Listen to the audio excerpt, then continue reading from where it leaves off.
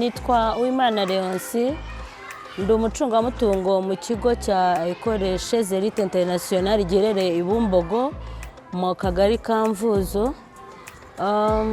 Ikintu nshimira OEF nuko ihora idutekereza ikaza kutwigishiriza abana uburyo bashobora kurinda ubuzima bwabo, babigisha uburyo boga intoki neza. Abana bamaze kubimenyera nk'umuco. Umwaka ushize baraje baratwigisha abana, ariko wabonaga ko hari ikintu cyahindutse cyane ko dutuye mu gace k'icyaro. Abana byagenze neza, hari ikintu byahinduye kuri mu mitekerereze yabo. Hanyuma n'abarezi kandi hari icyo bakuyemo, kuko umuntu yari azi ko ari ugufata amazi akoga nk'uko bisanzwe, ariko hari ubundi buryo bigishijwe nezamo ko bagomba koga intoki, kandi byatanze umusaruro mwiza. Turashimira OEF ibyo yakoze.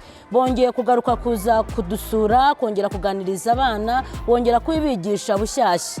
Nabyo ni ikintu cyiza, tubashimira. Ni initiative nziza gukomeza kudutekereza, kandi turi mu gice cy'icyaro bakita ku bana bakaba bigisha neza. Ni ikintu cyiza, hari ahantu kimaze kutugeza, hari aho cyadukuye, hari naho kitugejeje.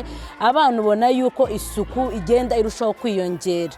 Uburwayi uko byari byose bagera iwabo, hakaba ari ibyo bahindura, bakigisha n'ababyeyi ko turabibatoza, natwe dukomerezaho tukongera ku byo OEF iba yabigishije. Hari icyo bizahindura ku bana b'igihugu.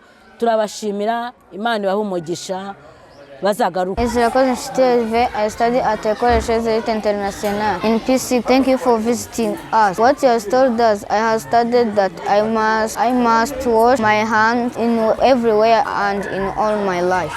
Thank you.